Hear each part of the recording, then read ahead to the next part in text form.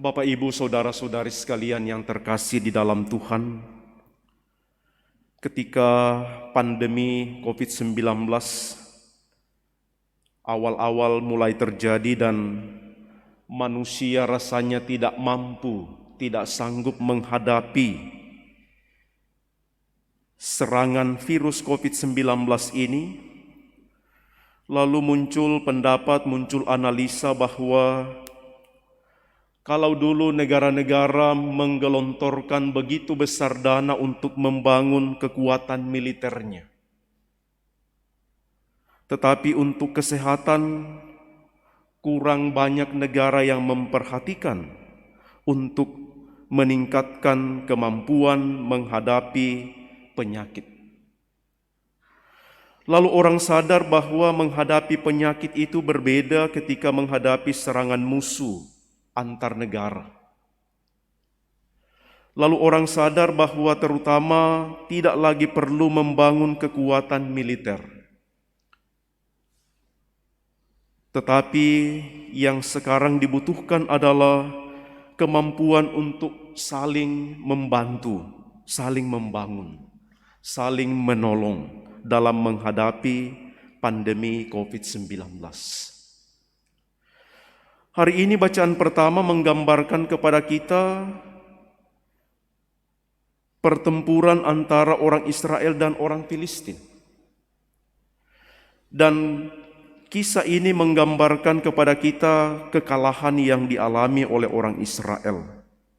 Dan ada kalimat yang sungguh penting untuk kita renungkan, dan saya kira inilah penting juga bagi orang-orang Israel.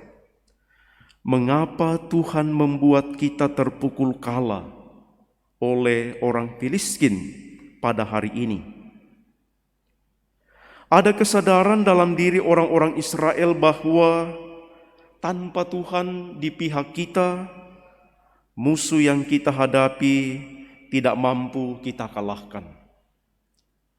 Ada keyakinan dalam diri orang-orang Israel bahwa kekuatan, kemampuan yang mereka dapatkan itu sumbernya dari Tuhan.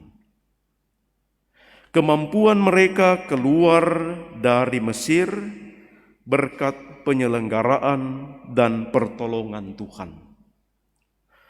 Maka peristiwa kekalahan yang mereka hadapi, mereka alami dalam teks bacaan pertama hari ini, membuat mereka kembali sadar perlu untuk selalu dekat dengan Tuhan.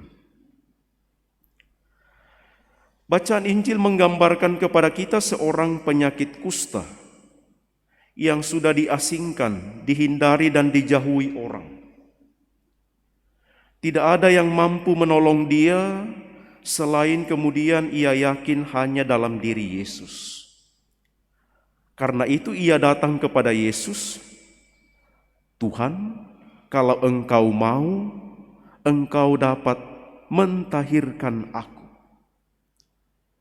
Ada keyakinan dalam diri orang kusta ini bahwa penyakit yang dia alami, yang dia hadapi, hanya bisa ia sembuh, hanya ia bisa dibebaskan kalau meminta pertolongan dari Tuhan.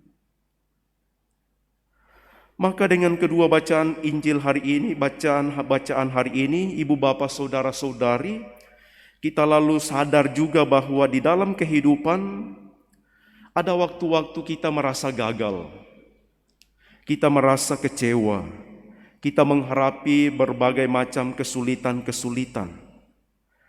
Dan melalui sabda Tuhan hari ini kita diteguhkan bahwa pertolongan kita untuk meminta bantuan hanya datang kepada Tuhan. Dan sungguh kita diteguhkan juga bahwa Tuhan akan berbelas kasih. Hatinya akan tergerak oleh belas kasih ketika orang datang meminta pertolongan kepadanya.